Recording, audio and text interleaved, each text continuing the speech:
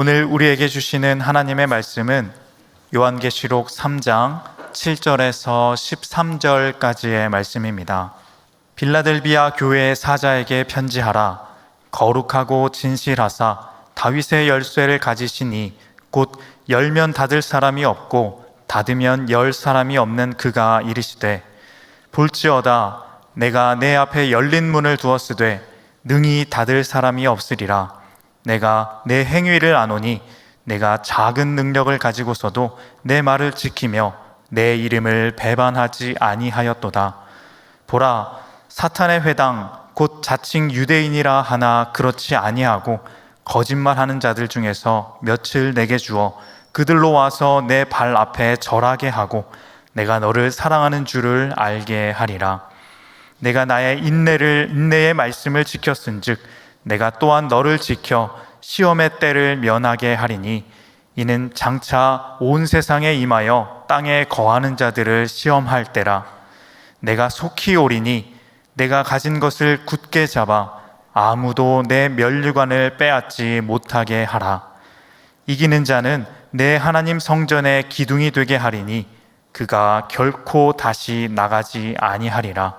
내가 하나님의 이름과 하나님의 성 곧 하늘에서 내 하나님께로부터 내려오는 새 예루살렘의 이름과 나의 새 이름을 그의 위에 기록하리라. 귀 있는 자는 성령이 교회들에게 하시는 말씀을 들을지어다. 아멘.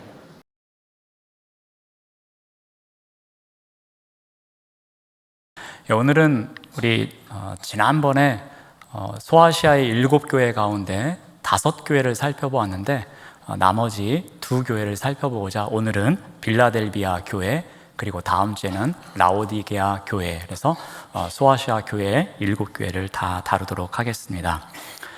이 빌라델비아는 버가모의 왕이 자신에게 각별한 충성을 보였던 한 형제를 위해서 창건한 도시입니다.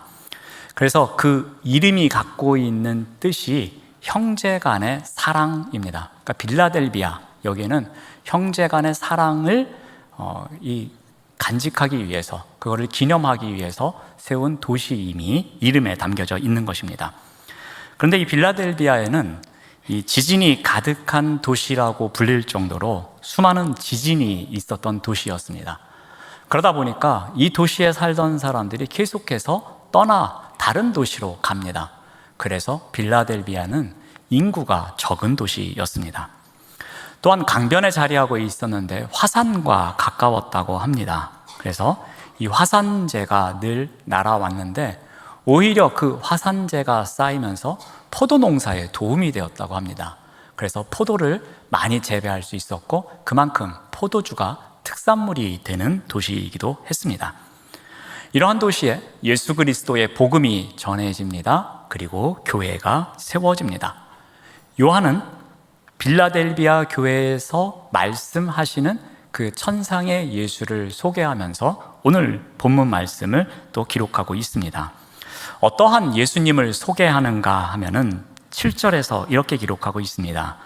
빌라델비아 교회의 사자에게 편지하라. 거룩하고 진실하사 다윗의 열쇠를 가지신 이, 곧 열면 닫을 사람이 없고 닫으면 열 사람이 없는 그가 이르시되. 여기에 다윗의 열쇠가 나옵니다. 이 다윗의 열쇠가 무엇인가 하면은 하나님 나라의 문을 열고 닫는 유일한 도구를 상징하는 것입니다. 그러니까 예수님의 손에 들려진 이 다윗의 열쇠는 열면 닫을 사람이 없고 닫으면 열 사람이 없는 절대권자의 열쇠를 상징하는 것입니다. 그런데 이 다윗의 열쇠는 이사야서 22장에 나오는 말씀입니다. 이사야 당시에 유다의 왕이 히스기야였습니다.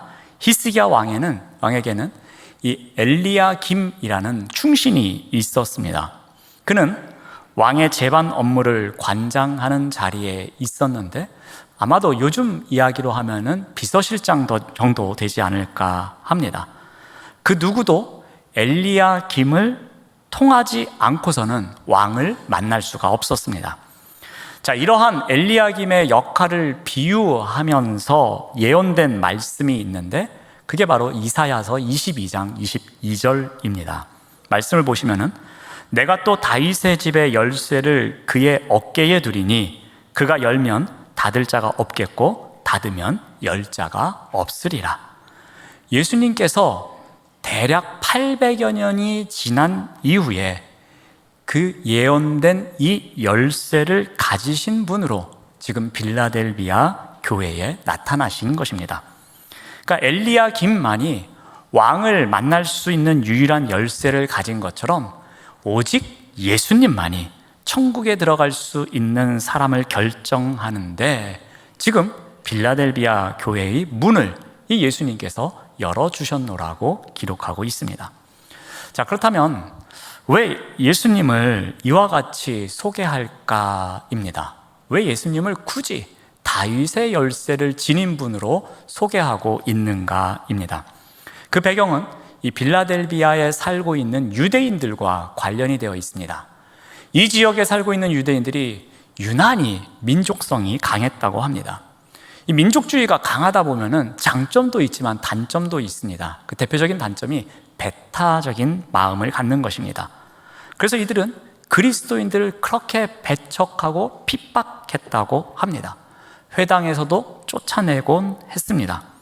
그들은 예수를 메시아로 받아들이지 못했습니다. 예수를 거부하는 자들이었습니다. 그들은 오직 아브라함의 혈통을 지닌 정통이 다윗의 열쇠를 지닌 자일 것이라고 여겼습니다. 그래서 예수를 메시아로 믿고 있는 빌라델비아 교회의 성도들을 핍박하였던 것입니다. 자, 그런데 다윗의 열쇠가 갖고 있는 의미는 무엇입니까? 유대인들의 주장과는 다릅니다. 인류의 죄를 대신하기 위해서 하나님께서 보내신 어린 양 예수 그리스도가 지니고 있는 것이 다윗의 열쇠였습니다. 그분이 어떻게 이 열쇠를 지니게 되었습니까? 그분은 십자가의 죽음과 부활을 통해서 하나님 나라의 문을 여셨습니다. 그리고 그곳에서 하나님 보좌 우편에 앉아 계십니다. 이에 예수님을 나의 인생의 구주로 영접하는 자가 그 나라의 백성으로 들어갈 자격이 주어지는 것이었습니다. 그러므로 하나님 나라에 들어가는 열쇠는 오직 예수 그리스도 한 분뿐임을 강조하고 있는 것입니다. 유대인들이 이야기하는 혈통으로 들어가는 것이 아니라 부모의 신앙으로 들어가는 것이 아니라 그들의 권력과 힘과 돈으로 들어가는 것이 아니라 오직 예수 그리스도를 믿는 믿음으로 들어감을 강조하는 것입니다.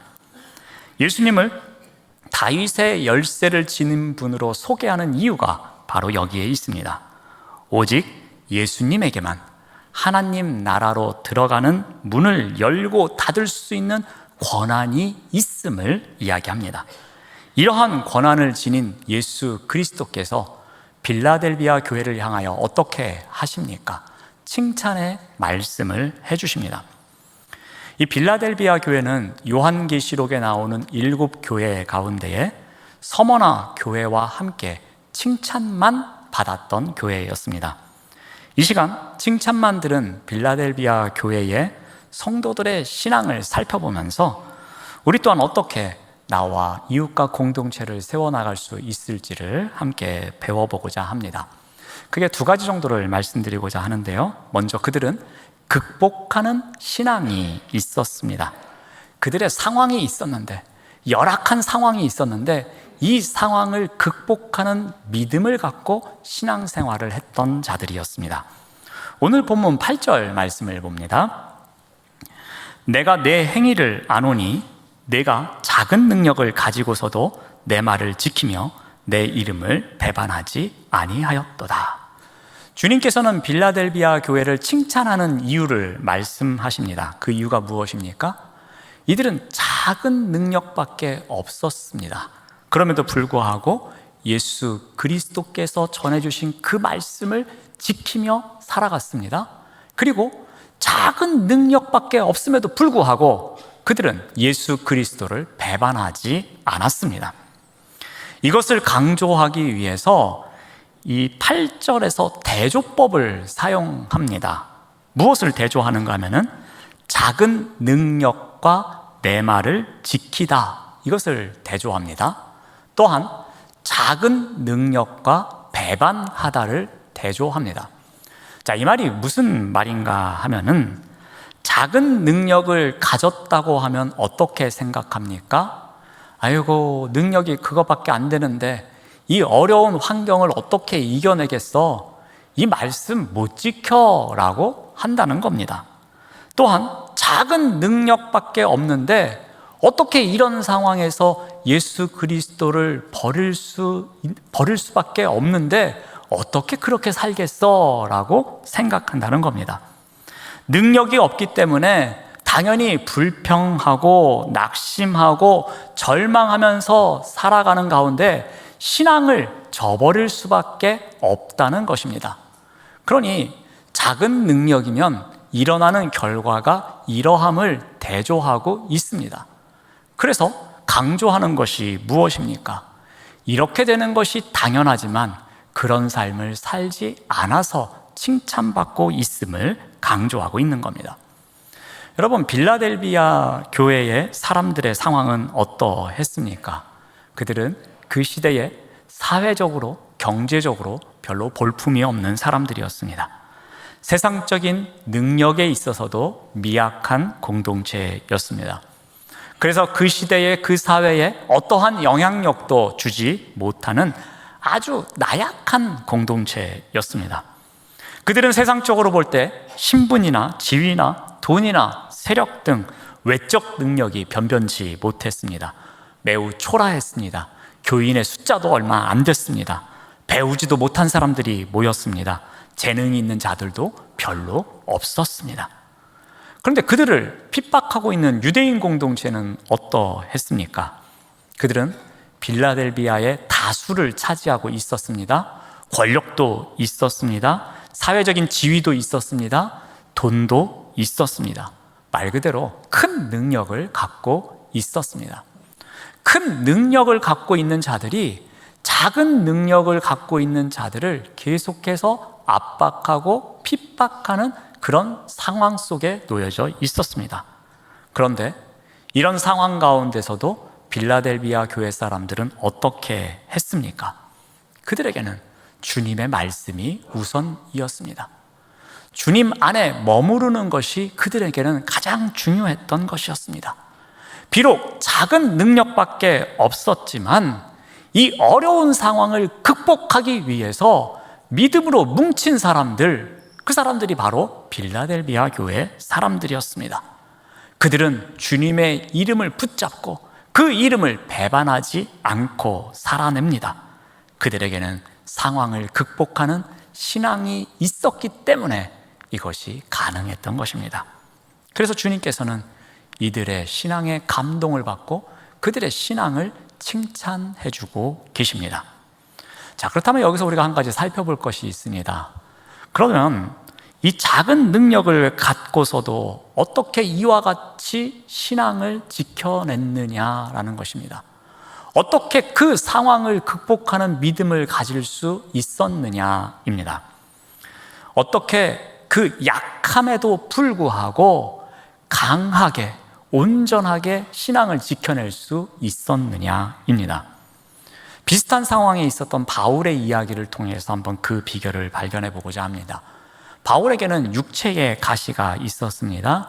이것을 위해서 간절히 기도했습니다. 그런데 들려오는 응답이 어떠했습니까? 고린도후서 12장 9절에서 이렇게 기록하고 있습니다. 나에게 이르시기를 내 은혜가 내게 족하도다. 이는 내 능력이 약한 데서 온전하여 짐이라 라는 음성이 들려옵니다. 이것은 무엇을 의미합니까? 하나님께서 내 은혜가 그 정도면 되지 않았느냐? 이제니 아무 말도 하지 말아라 라는 거절이 들려온 것입니다. 그런데 바울은 어떻게 합니까? 9절 말씀을 계속 보면은 그러므로 도리어 크게 기뻐함으로 나의 여러 약한 것들에 대하여 자랑하리니 이는 그리스도의 능력이 내게 머물게 하려 함이라. 바울은 자신의 간구가 거절되었습니다. 그럼에도 불구하고 그는 기뻐합니다. 그리고 오히려 자신이 약함을 자랑한다고 합니다. 그런데 이렇게 할 수 있었던 비결이 무엇이냐면은 바로 이 머물게라는 단어에 담겨져 있습니다. 이 단어는 다른 번역본에서는 장막으로 덮개로 번역되어 있습니다. 그래서 구절을 이렇게 번역할 수도 있습니다. 끝부분만 보면은 이는 그리스도의 능력이 내게 장막으로 덮게 하려 함이라 라고 합니다. 바울의 고백을 보면은 장막은 곧 그리스도의 능력입니다. 그런데 이 장막은 양면성을 갖고 있습니다. 자신의 학문, 자신의 출신, 자신의 지위, 자신이 갖고 있는 것 어느 하나도 자랑스럽게 드러날 때에는 이 장막은 아무런 효과도 없다는 것입니다. 자신이 갖고 있는 것을 의지하면 의지할수록 이 장막은 그냥 장막으로 끝나는 것이었습니다. 그런데 자신의 능력에 의지하기보다는 자신이 갖고 있는 것을 자랑하기보다는 그리스도를 의지하면 의지할수록 그리스도의 능력이라는 이 장막이 자신을 덮어줌을 깨달았습니다. 바울은 오직 약한 자신의 모습으로 주님만을 의지하며 살아갈 때에 그리스도의 능력이 되시는 장막이 자신과 함께하여 온전하게 자신에게 맡겨진 일을 감당토록 이끌어 가심을 경험했던 것입니다. 빌라델비아 교회가 바로 이 원리를 알고 있었습니다.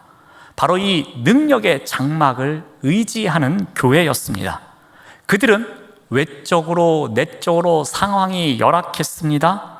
오히려 초라했습니다. 하지만 그들은 본질을 충실히 지켜냈습니다. 예수 그리스도의 능력에만 의지하는 삶을 살아갔던 것입니다. 그래서 작은 능력에도 불구하고 온전하게 그들의 삶을 펼칠 수 있었습니다. 상황을 극복하는 신앙을 가진 교회였기에 가능했던 것입니다. 사랑하는 여러분, 이와 같은 신앙을 우리가 배우기를 간절히 소망합니다. 우리의 상황을 넘어서는 신앙의 힘을 지닌 우리가 되시기를 바랍니다. 상황에 굴복하는 신앙이 아닌 상황을 극복하는 신앙을 갖고 살아가시길 바랍니다. 비록 우리의 능력은 작습니다. 우리의 능력은 별 볼품이 없습니다. 하지만 그리스도의 능력이 위대함을 꼭 기억하시길 바랍니다. 약할 때 강함 되시는 예수 그리스도의 능력으로 우리를 부르신 자리에서 나와 이웃과 교회를 온전히 세워나가시기를 바랍니다. 우리가 또 하나 배워야 될 신앙의 모습은 흔들림 없는 신앙입니다. 견고한 신앙입니다. 이 말은 빌라델비아 교회의 성도들을 계속해서 흔드는 사람들이 있었습니다. 그들의 신앙의 여정을 가지 못하도록 좌로 우로 흔드는 사람들이 있었습니다. 그들을 성경에서는 이렇게 표현합니다. 우리 3장 9절 말씀을 봅니다. 보라, 사탄의 회당 곧 자칭 유대인이라 하나 그렇지 아니하고 거짓말하는 자들이라고 말합니다. 여기에 사탄의 회당이라고 나옵니다. 이 사탄의 회당은 누구를 가리키고 있습니까? 그들은 예수를 메시아로 인정하지 않는 유대인들입니다. 그리고 초기 기독교 교회를 적극적으로 핍박하고 있는 유대인들입니다. 그들은 겉으로는 유대인이지만 영적으로는 유대인이 아닌 사람들이었습니다. 거짓말을 하고 겉과 속이 다른 사람들이었습니다. 이들이 무슨 일을 하고 있습니까? 똑같이 하나님을 믿는 자라고 이야기하고는 있지만 하나님을 믿는 자들을 핍박하는 일을 하고 있었습니다. 오히려 하나님의 이름을 빙자해서 하나님을 믿는 자들을 괴롭히고 있었습니다. 빌라델비아 교회는 이러한 일에 대해서 어떻게 합니까? 사탄의 회당이 계속해서 끊임없이 핍박하고 있음에도 불구하고 그들은 흔들리지 않습니다. 오히려 교회를 더 단단하게 만들어 갑니다. 더 결속력이 강하게 한 마음으로 뭉칩니다. 사탄의 가장 악랄한 방법인 그 공격에도 불구하고 그들은 중심을 지켜 나갑니다. 결코 흔들리지를 않습니다. 자, 그렇다면 이렇게 사탄의 회당들인 유대인들이 계속해서 핍박함에도 불구하고 그들의 신앙이 흔들리지 않는 이유가 무엇이겠습니까? 어떻게 이런 일이 가능합니까? 우리 10절에서는 이렇게 기록하고 있습니다. 내가 나의 인내의 말씀을 지켰다. 그래서 가능했다라고 기록합니다. 나의 인내의 말씀은 무엇입니까? 그리스도께서 빌라델비아 교회에 주신 명령이었을 것입니다. 끈기 있게 인내하라는, 끝까지 믿음을 지키라는 명령이었습니다. 빌라델비아 교회는 이 명령을 끝까지 지켜냈습니다. 사탄의 회당이 계속해서 공격을 해와도 흔들리지 않는 비결이 바로 여기에 있었습니다. 그 믿음을 지켜내고자 하는 인내, 그 인내가 있어서 흔들리지 않는 신앙을 유지할 수 있었던 것입니다. 자, 그렇다면 여기서 말하는 인내가 무엇일까요? 우리가 생각하는 인내는 어떤 것입니까? 참을 인자를 생각합니다. 그래서 주로 청소년 시절에 참을 인자 하나 책상에다 딱 붙여놓고 머리띠를 한번 둘러매고 내가 3일 밤을 세워서 공부를 하리라 하면서 참고 또 참고, 졸리면 막 입술을 꽉 깨물고 또 볼펜으로 또 허벅지를 찌르고 그러면서 참는 것, 그것이 인내라고 생각합니다. 근데 오늘 본문에서 말하는 인내는 그러한 것이 아닙니다. 그냥 세월이 지나면 다 해결되겠지, 내가 버티면 되겠지 하면서 참는 게 인내가 아닙니다. 사람이 3번 정도는 참아줘야지, 그래 3-4번은 내가 인내하겠다 하고 참는 것, 그것도 인내가 아닙니다. 그래, 당신이 너무나도 착하고 또 멋지니까 내가 당신을 위해서 몇 번은 참아주겠소 하면서 인내하는 것도 아닙니다. 나의 체면을 생각해서 참는 것도 인내가 아닙니다. 모든 것을 체념하고 앉아있는 것도 인내가 아닙니다. 여기서 말하는 인내는 방향을 이야기합니다. 즉 목표를 향해서 나아가는 것을 이야기합니다. 그런데 그 목표가 누가 됩니까? 하나님이 되는 것입니다. 하나님을 향하여 나아가는 과정, 그 과정을 인내라고 합니다. 하나님을 바라보고 기다리는 과정, 그 과정이 인내입니다. 하나님을 향하여 하나님께서 주신 그 약속의 성취를 기다리며 있는 것, 그 살아내는 과정, 그것이 바로 인내입니다. 하나님의 약속을 향하여 기대를 품고 소망을 갖고 자기 자신을 바라보는 것이 아니라 하나님을 바라보며 살아가는 것, 이것이 오늘 본문에서 이야기하는 인내입니다. 한번 예를 들어서 설명을 드리겠습니다. 우리 출애굽을 했던 이스라엘 백성들은 광야길을 지날 때에 인내하지 못했습니다. 그들은 늘 불평했습니다. 먹을 것이 없으면 먹을 것에 대해서, 그리고 괴롭히는 사람이 있으면 그 사람들 때문에 늘 불평하고 조바심을 가졌습니다. 무엇이 그들로 하여금 인내하지 못하게 했습니까? 하나님의 약속을 바라보고 기다리기보다는 그들 눈앞에 보이는 황량한 광야 때문에 그들은 인내하지 못했습니다. 그들 눈앞에 보이는 광야만 바라보았기 때문에 광야 너머에 있는 약속의 땅을 바라보지 못했던 것입니다. 그래서 그들은 인내할 수 없었습니다. 반면에 그들과 함께 있었던 여호수아와 갈렙은 어떻게 했습니까? 그들은 하나님의 약속을 의심하지 않았습니다. 그들은 광야가 아닌 광야 너머에 있는 가나안 땅, 즉 하나님의 약속을 바라보았습니다.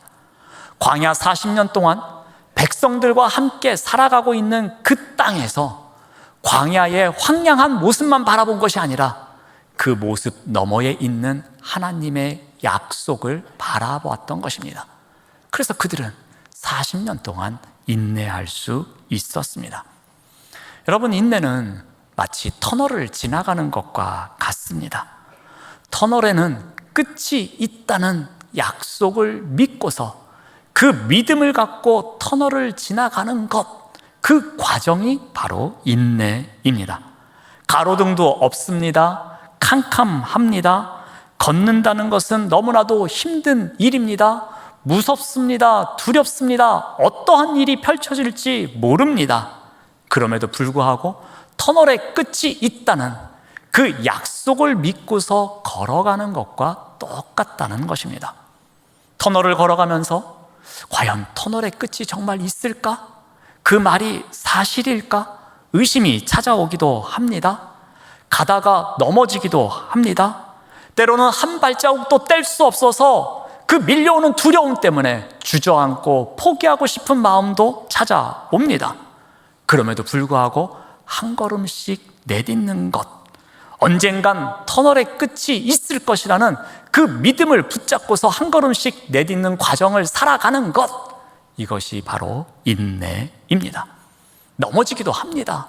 무섭기도 합니다. 고통스럽습니다. 그럼에도 불구하고 다시 일어나서 걸어가는 삶을 살아가는 것, 그것이 바로 인내입니다.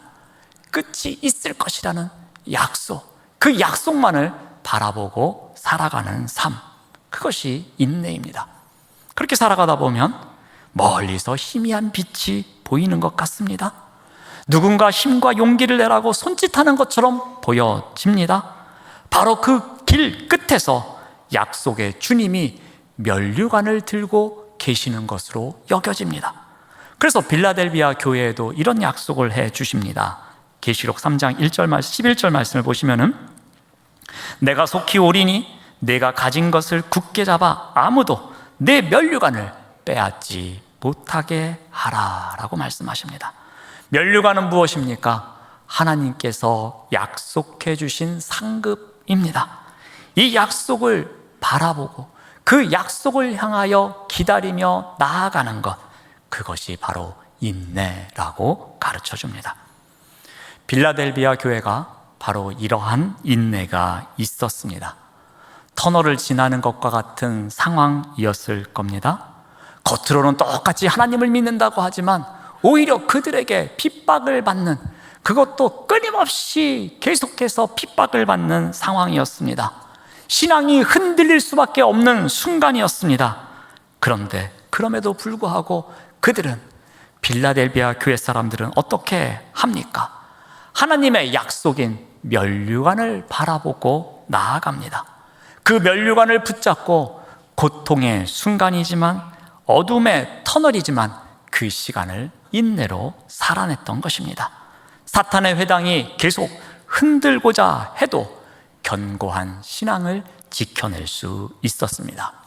사랑하는 여러분, 우리 또한 이러한 신앙을 배우기를 간절히 소망합니다. 누군가 나를 비방할 수도 있습니다. 상처를 줄 수도 있습니다. 갈등을 일으킬 수도 있습니다. 그래서 주님과 자꾸 멀어지게 만들 수도 있습니다. 교회 안에서 누군가 거짓말로 나를 험담하기도 합니다. 나를 어려움에 빠뜨리기도 합니다. 그래서 내 마음이 강팍해집니다. 싸늘해집니다. 점점 주님으로부터 멀어지기도 합니다. 때로는 나쁜 생각이 가득해서 내가 주님과 멀어지는 삶을 살아가는 것 같은 마음이 들 때도 있습니다. 이러한 것은 주님께 칭찬받지 못하는 상황입니다. 어떤 이유에서라도 우리는 주님과 멀어지는 것과 싸워서 이겨내야 합니다. 주님과 멀어지도록 하는 것은 사탄의 마음입니다. 사탄의 회당이 이끄는 것입니다. 그러므로 우리의 마음을 지켜야 합니다. 견고한 신앙이 필요합니다. 하나님의 약속을 붙잡고 인내함으로 끝까지 나아가는 믿음의 행진이 우리에게 있어야 할 것입니다. 우리를 흔드는 어떤 힘에도 굴복하지 않는 신앙의 힘을 지닌 우리 모두가 되시기를 바랍니다. 여러분, 혹시 바닥짐이라는 말을 들어보신 적이 있으십니까? 영어로는 벨러스트라는 단어를 사용합니다. 아마도 세월호 사건이 있을 때에 이 단어가 많이 등장했습니다. 이 바닥짐이 무엇인가 하면은 이 배가 전복되지 않도록 배 바닥에 채워넣는 무거운 것을 이야기합니다. 주로 물을 사용하긴 합니다. 그래서 이 밸러스트가 있어야지만 항해를 할 때에 이 배 밑에가 이렇게 뾰족한데 이 부분이 좌로나 우로나 전복되지 않도록 그 중심을 잡아주는 역할을 바로 이 바닥짐이 해줍니다. 빌라델비아 교회는 바로 이와 같은 역할을 해주는 바닥짐이 있었습니다. 다윗의 열쇠를 가지신 이 예수 그리스도가 바로 빌라델비아 교회의 바닥짐이 되어 주셨습니다. 그래서 그리스도의 능력으로 어려운 상황을 극복할 수 있는 힘이 되어 주셨습니다. 그래서 인내함으로 흔들리지 않고 그 약속된 면류관을 향하여서 끊임없이 믿음의 행진을 할 수 있도록 그 중심이 되어 주셨습니다. 사랑하는 여러분, 우리에게도 이러한 신앙이 필요합니다. 우리에게도 이러한 바닥짐이 필요합니다. 우리의 신앙의 균형을 맞추도록 그 중심이 되어주는 바닥짐이 우리에게도 있어야 합니다. 때로는 우리의 신앙을 지키지 못하도록 흔드는 그 상황을 극복하는 신앙의 힘이 되어주는 바닥짐이 우리에게 있어야 할 것입니다. 때로는 우리의 신앙을 지켜내지 못하도록 뒤흔드는 상황 가운데서도 인내함으로 견고하게 세워져서 그 면류관을 향하여 나아갈 수 있도록 중심이 되어주는 바닥짐이 우리에게도 있어야 할 것입니다. 지금도 다윗의 열쇠를 들고 우리의 바닥짐이 되어주시는 예수 그리스도를 바라보시기 바랍니다. 지금도 면류관을 빼앗기지 않도록 우리의 바닥짐이 되어주시는 예수 그리스도를 신뢰하시길 바랍니다. 우리의 영혼이 싸울 때에 주님께서 우리의 대장이 되어주셔서 우리의 바닥짐이 되어주셔서 우리를 인도해 주심을 믿고 그 주님을 따라가는 우리 모두가 되시기를 바랍니다. 그 믿음의 힘으로 나와 이웃과 교회를 온전히 세워나가시는 우리 모두가 되시기를 바랍니다. 기도하겠습니다. 하나님 감사합니다. 빌라델비아 교회는 매우 작은 능력을 지녔지만 언제나 바닥짐이 되어주시는 주님의 놀라운 능력을 경험하며 신앙의 길을 걸어갔습니다. 우리 또한 부르신 소명의 자리에서 바닥짐이 되어주시는 주님을 의지하고 신뢰하여 신앙의 길을 신실하게 걸어갈 수 있도록 인도하여 주시옵소서. 예수님의 이름으로 기도드립니다. 아멘.